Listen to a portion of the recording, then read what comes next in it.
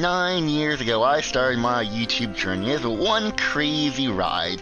I've done a lot over the years, starting as a multi-gaming community, moving to this channel when it was originally called What's in Store, and all the memories I have with Latefilms, John, Jordan, Rahi, and in more recent years, everyone at Unforgotten Studios. What about me?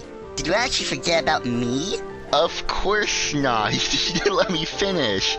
I was going to mention you as my favorite, thing of all. Sure you did. Rito, you are special. These years of YouTube videos would be nothing without you. They would actually be incomplete if you weren't in them. Yeah, you're right. These videos do suck when I'm not talking or on screen. Maybe I should take over as people clearly like me more and not whatever cringe thing you're going to be doing this time. Maybe we'll do it in the future, I don't really know, but thank you, Retail, for that segue, because this year is going to be focusing on all the different types of channels that myself and Unforgotten Studios own, and we've been doing little segments based off of whatever you would find on that said channel. I'm guessing this is going to be some half-assed parody thing that Keith will try way too hard at to be funny, but in saying that, I can't wait to watch this cringe fest. Thanks for the confidence. Now let's get to the first segment that you're all too familiar with. So we're doing a Minecraft biome challenge where I have a wheel, and every time I spin the wheel, whatever biome it lands on, we have to go and find that biome. Alright, let's see here. We have a free picking, but we can choose any biome we want. What's the first biome going to be? Cherry Grove. Alright, we have to find a Cherry Grove biome. Now that could be a bit difficult, so in order to speed things up, we don't have all day here. Also, I spawned a bonus chest because why the hell not? It's not like it's gonna be that useful, maybe, but if we really need to, like if I get lost or whatever, or it just becomes difficult to find a biome, I'm just gonna do the locate biome thing. We'll just go from there, because sometimes these biomes are just thousands of blocks away, and I have all day to search for it. So I think Cherry Groves are the tree ones, like the pink trees. And so I think they spawn in hills. So I think if we climb up a mountain, we should have a better viewpoint of our surroundings. Okay, I think we're up the mountain now. I can't, it's still trees here. Okay, that's great. It's great.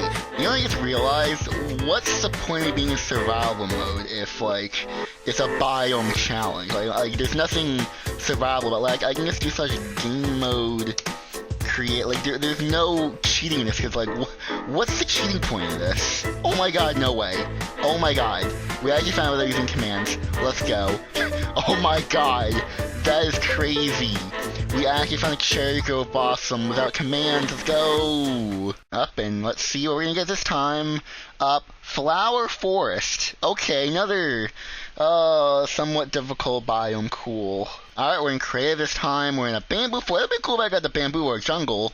But now we got a flower forest. That's fine. I mean, spawning in the jungle is like the rarest thing ever. Oh, there's a Badlands right next to the...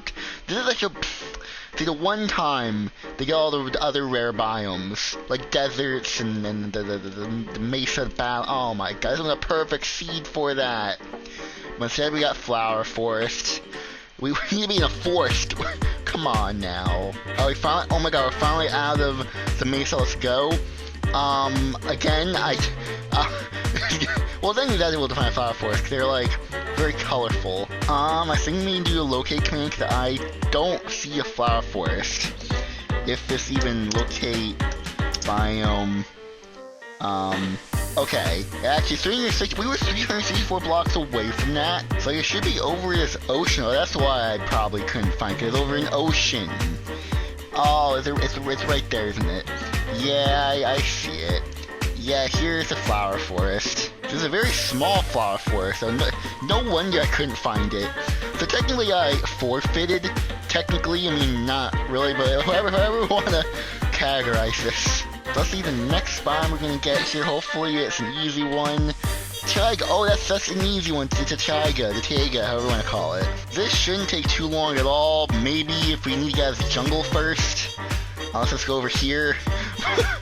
The Taiga is one of the most common biomes in the game, I think, besides oak and birch. But you never know, it can be very difficult to find. This is crazy how I've yet to find a KeithakaBobb yet. This is actually insane. I found a dark oak forest jungles. There's a lot of jungles. I guess jungles replaced Taiga in terms of spawn rate, because I found like 15 jungles before finding one Taiga. Okay, I can't take anything. We need to locate the bottom. This does not exist. 2,000 blocks away. No, I'm just gonna teleport to it. This is ridiculous. Oh my god. Really, it's gonna take another 2,000 blocks to get there. Okay, let's see if we're gonna get another impossibly difficult biome to get. Please let it be ocean. Alright, that's doable. This time we spawned in the birch forest, and we immediately found an ocean. Okay, we immediately found the ocean. So let's make this file around here. So if I were to click this again, what am I? So I'm 2 for 2 right now. Jungle, let's go. Jungle, let's go. We have a really high chance to get spawning in a jungle. Okay, we spawned in a savannah, but I feel like we're gonna find a jungle very easily. We can just go in any direction and we'll just find a jungle, because like jungles are like the most common biome ever now. I might have over-exaggerated when I talk about the whole like finding 16 jungle biomes. It may have been like 5, but they're still very common. They're very, very common. Even though I haven't found one yet, they are common. Thankfully, we are never going to find one. And there we go. There's a jungle. There it is, off the corner of my eye. Took longer than expected. We found. Let's go. Since we're doing 9 years of YouTube, I mean, I guess I can't really do an outro, but yeah, hit the like button, subscribe to my channel. Well, let's go to the next segment. With making Minecraft content for over 8 years, I've also simultaneously making Star Wars content. Now, not as long as Minecraft, but still, I've been doing it for a couple of years now in total. And I want to talk about how my views on Star Wars has changed over the years when I started in 2019 to now in 2025. So in 2019, when I started my Star Wars channel, the world of Star Wars was very different from how it is now, because the culture at the time was during a war with the fans and Lucasfilm, the company that is making Star Wars, because the way that they handled the sequel trilogy, a lot of people didn't like that, and so there's a lot of discourse around it, and the channels at the time were making content where they would bashing Disney, bashing Star Wars, and I didn't want to do that. I wanted to be different, where I wanted to cover lore stuff, because that's what got me into Star Wars, and I wanted to replicate that. But the problem is that making those type of videos aren't really new anymore, and trying to make new content out of it wasn't really good, and so I only made 13 videos in 2019, and I eventually stopped. Now, in terms of videos themselves, they are very ranty. I didn't know how to really communicate what I wanted to say. My movie terminology wasn't really what it was now. It was very ranty. I talked about stuff that didn't even matter to the video itself. I don't like some of the videos or what I said in them, because it's very weird. And I do look back at them and it was nostalgia, because like it is, they were sort of at the time stuff, but I wouldn't do now. But because even the footage, like the B-roll, was all like some stuff from the movies, and like I downloaded clips off of YouTube, and you know, the reason why I don't do that now is because the space in the computer took up so much space in my computer, and one of the reasons why I stopped making Star Wars content is because my computer was filled up with footage, because I didn't have anything else to record. I was doing Minecraft as well, simultaneously, my other channels, and so I eventually had to stop the Star Wars channel, because along with that, and also I didn't know what else to record anymore, so I kind of just stopped there. Now fast forward a couple of years, it's early 2022, and I decided to reboot the channel again, because there are several factors why. Because one, the footage problem. Instead of using footage from the actual movies, I decided why not I use Battlefront 2 gameplay, because the prior year in 2021 I got Battlefront 2 on my PC. I can record Battlefront 2 footage. I've been playing the game for a year. I'm like, why don't I do that? And that worked out very well. It's much more easier to make videos, but the content in early 2022 was much different from how it is now, because it did evolve, where I learned new movie lingo. I knew how to say stuff a little bit. And so when it came to my ranking videos of like all the Star Wars movies, and you know, I was sort of doing like a refresh, like a next iteration of the videos I sort of messed up on. I didn't know what to say, and you know, fix the mistakes I made. I will never forget that in my original like top 10 favorite Star Wars characters list, I put Han Solo /1. That was such a huge mistake. I don't know why I decided to do that. But in early 2022, in my new top 10 favorite Star Wars characters, I put, of course, Anakin/Vader at #1. Like, obviously, like that was one of the many mistakes I did back then that I just redid it, because I was stupid back then. One day in 2022, I don't remember what day, everything changed when I got Disney Plus. because I can now watch whatever I want on my own time now. And one of the first shows I ever watched on Disney Plus was the Clone Wars show. I really wanted to watch that show, and I never got the chance to watch it really, but I finally did, and it's a really good show. And with watching Clone Wars, I decided, why don't I do a ranking series where I ranked all the Clone Wars seasons. And so I did that. I watched a season, and I made a video on it, and that got me thinking, why don't I do other shows? Because simultaneously, as I was watching the Clone Wars, my dad was also watching Mandalorian, and I decided to watch it with him. And that's when my family watched all the live action shows together. And so I was like, well, I also reviewed The Mandalorian, Book of Boba Fett. And that's what I did. I kept doing that. And eventually I made a series out of it where I ranked all of Star Wars. And eventually I did, over the years, ranked all of Star Wars. And I've seen all of Star Wars in terms of visual media. And also the video games that are canon to Star Wars that Disney has put out. I've watched and played all of it. So I know what I'm talking about more now. My perspective on Star Wars has changed a lot over the years because I've seen more and more of Star Wars. I've seen the bigger picture. I know what is going on. Like, whenever someone says Star Wars is dead, it's not popularity. No, it's whenever someone says Star Wars is dead, it's more irrelevance. Star Wars is in a very weird place right now where it's very irrelevant and it's their fault. But Star Wars isn't dead. Star Wars was dead in the 80s when nothing was coming out, when only the Ewoks show and then Droids was around, and those shows sucked. We're never going back to the 80s. The content that Star Wars is producing now is 10 times better than the shows from the 80s and from Star Wars. So that is stuff that I learned over the years. Well, actually watching terrible stuff from Star Wars really changed my outlook and how I see what people claim as bad now, because the stuff that's coming out now is not unwatchable. It's just misguided. To wrap things up, I just want to say, me creating a Star Wars channel has opened up so many more opportunities, because the turn of events that happened, I'm now more knowledgeable on Star Wars than I was back then, because in 2018 I did not know. All I knew about Star Wars was the movies, and that was it.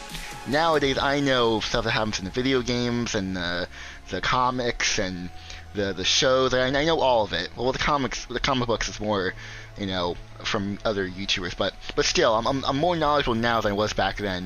And whenever I watch a new show from Star Wars, I know the references. I know everything. Since I've watched everything, I know all the references, and that's so cool. Because there are deep cut references that Star Wars shows make that I know about. I see, I know, and my enjoyment of the shows increase because I see those references and those deep cuts. I hope I know everything about Star Wars. When it comes to video games, or when it comes to the comic books, and the older video games, not so much. When it comes to the newer stuff, then yes, when it comes to Disney Star Wars, I am more knowledgeable on it, so that's so fun. So we're playing Fortnite Ballistic, and we're here to see if I'm secretly a god at this game mode, or am I terrible at it? Am I trash? Am I cooked? We need to see if I'm one of the two. Alright, let's see what we want to get here. And really what I want to get is already been taken already, but that's fine. Everything's been taken already. I don't honestly, I don't know what this means, but we know it's fine. Alright, let's go. We finally found a game. 5v5. Oh my god. We look like we are the attackers first. That's good. Alright, ladies and gents, let's see if we're either washed at Fortnite Ballistic or are we secretly a god at this. Well, it looks like my team's secretly a god. They're, already playing a bomb down. Oh man, I got cooked. I got cooked. Alright. So we lost that first round. Okay, wait. Do this. So we lost the first round, but that's fine. Let's just buy shield. Let's buy that. I think it's the weapon that I like using. I think. Yeah, it is. Whoa. Okay. Our shield's going down already. That's fine. It's good. I get something on. Cool. Let's try going this way to see if anything else different will occur.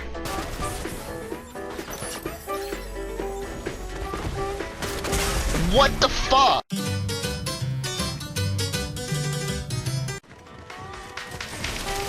Oh god. Oh my god. Oh my god. Oh my god. Oh wait, are people... Wait, how do we check the scoreboard? Because there's only 3 of us here. We're only 3 here. Oh no, it's because I think the other team's just dominating. Yeah, that's really bad.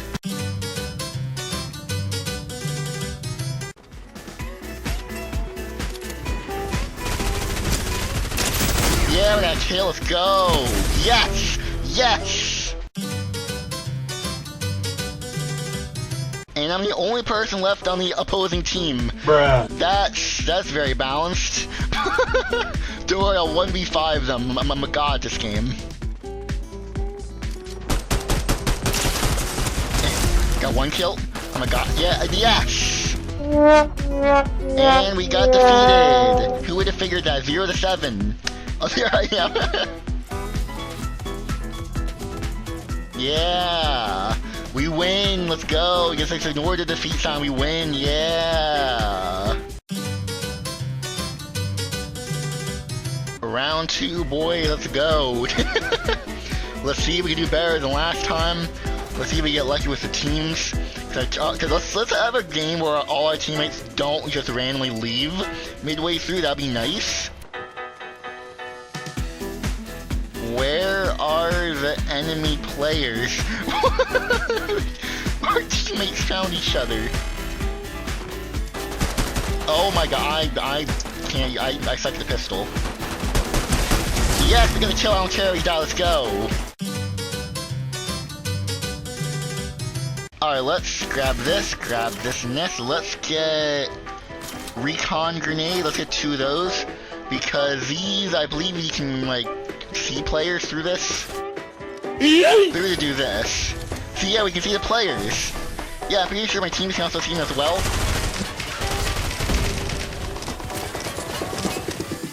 I can do another one. What the hell?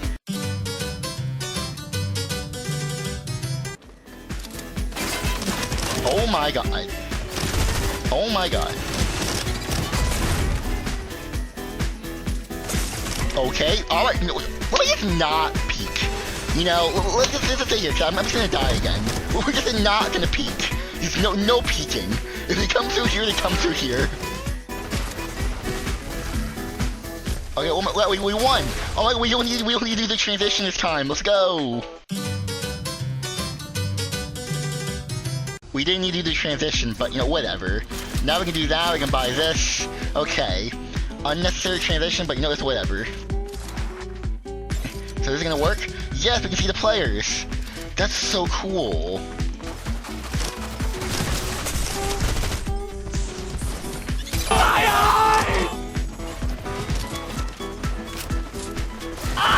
Okay.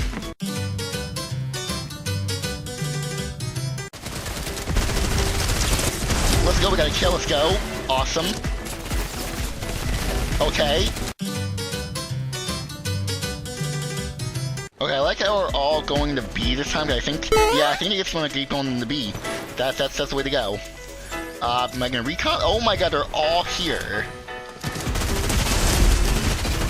Let's go, oh my god. Ah! Okay, we survived that, we're good. Let's go. Alright, we can let me just walk in here. Yes, let's go. Let's go! Oh, we're gonna get it? Let's go, do we win that? We won! We won the round! Okay, Scarlet, you don't need to do the transition again. I think we're good. And he had to do it. She had to do her transition again, okay.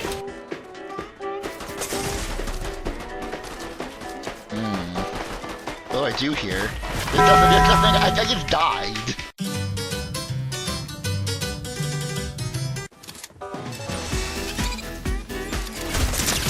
Fight! Okay.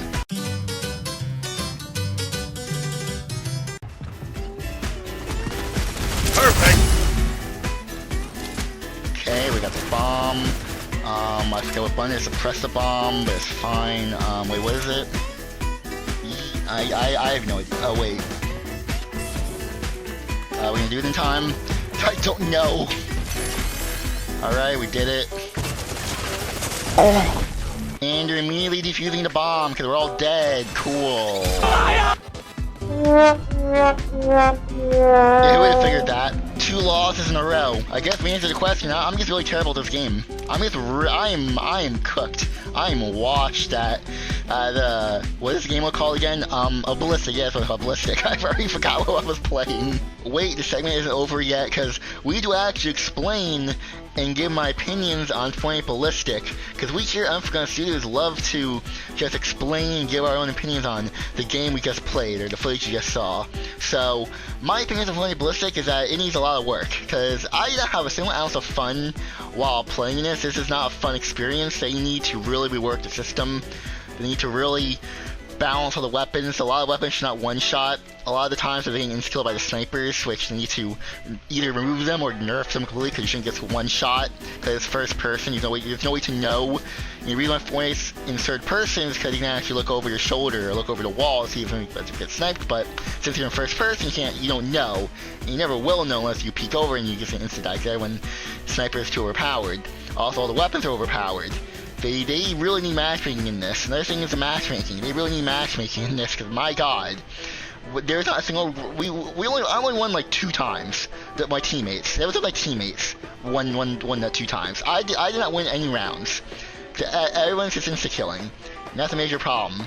So on top of that, a suggestion to me is more accessible to everyone is 1, add matchmaking, like I said, and 2, they should probably add respawns to this. I know Counter-Strike didn't have respawns, but this is a kids game. Fortnite's meant for kids. Maybe have like a 3-life system like Reload does, where you can, or like the Reload for single player, or the solos, I mean, where you have 3 lives, because instantly dying and just, waiting is very boring, and honestly, the reason why people leave this is because people don't like waiting around, because they know they're going to lose, because it's not fun insta-dying. Like, it really is not fun insta-dying. Like, I was tempted to just leave the game on several occasions, because it's just not fun. Like, I know the outcome. You're just going to die to tryhards. And yeah, it's just not a fun experience for me. I don't like Ballistic really all that much. You disingenuous, dense motherfucker! Obviously you have to know something about something, or you couldn't tie your shoes!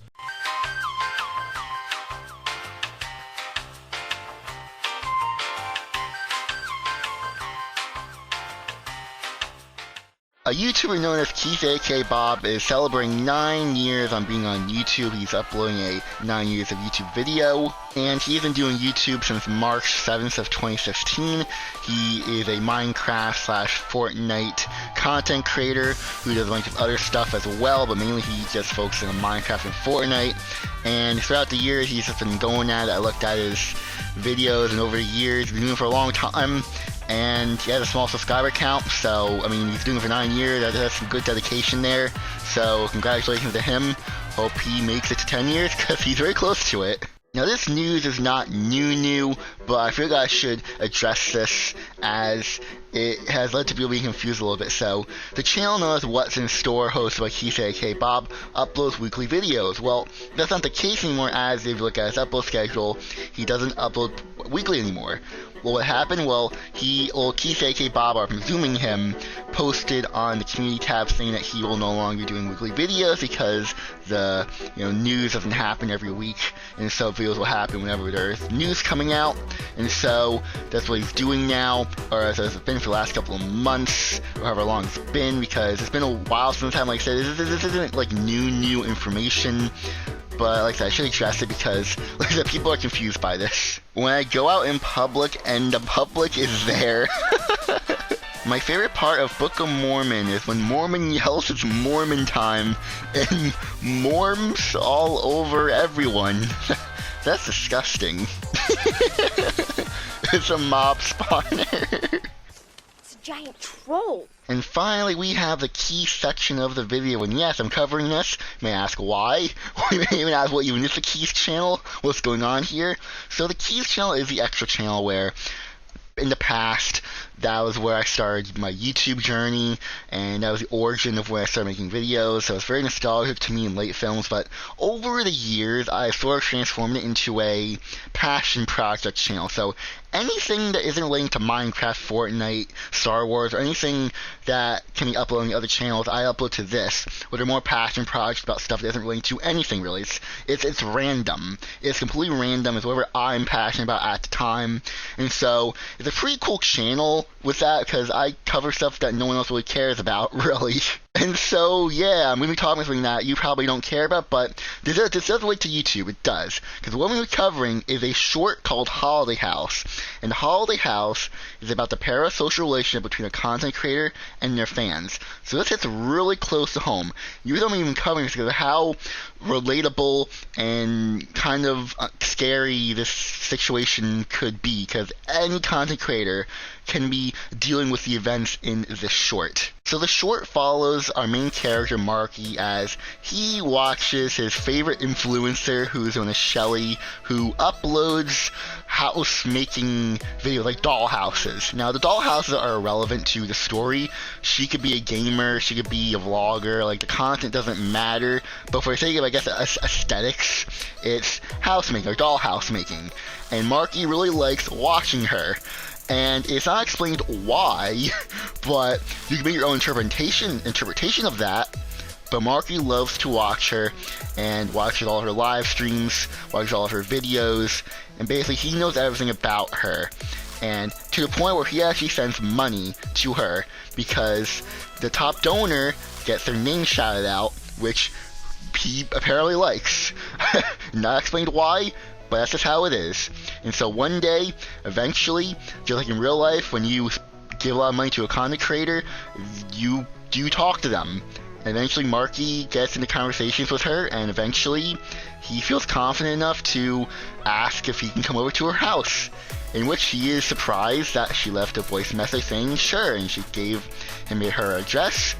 And what follows comes the most awkward conversation ever, because eventually he does arrive at her house, and to have a very awkward conversation. Now this short is only 12 minutes long, yet it feels like an hour because of how awkward the conversation is, because they have nothing to talk about. Now you may be asking, with the actual content, you may ask, did anything bad happen? Well, no, because ultimately what the short is, as cringy and awkward as it is, what you are watching is a wholesome conversation between a content creator and their fan, because Marky, like I said, knows everything about Shelly. Like, he knows everything. Like, when he goes into her workplace where she uploads videos, like, he immediately is like, oh yeah, this thing from that video, that thing from that video. And I absolutely love how Shelly has a neutral face throughout the entire thing, because you do not know if she is freaked out by this or is like surprised, because this is her, very clearly this is her first time meeting one of her fans. And at the start of the short, it's more focused on the fan, but once you actually get to her house, the short becomes about the content creator. And that's what I really like. I like the shift, because I'm a content creator, you know, I can put myself into this situation, because like I said, Marky knows everything about Shelly's life. Like, he knows everything, while she doesn't know anything about him. And that's actually a true thing. That's why I love watching this short. Not only the fact that it's about content creation and how accurately they portray this, but the idea that this could happen, because this can happen in real life. This probably has happened a lot of times in real life, where a content creator just invites their fan to their home, and luckily nothing bad happened this time. But, you know, it's a cautionary tale of why you shouldn't do this, but at the same time, it highlights the parasocial relationship that fans have with their content creators, because when you look at Shelly in her videos, she's all, you know, she has makeup on, she's, you know, presenting herself, but when you actually in real life, she's not. She's just a real person who goes through a real job, and this is just a hobby for her.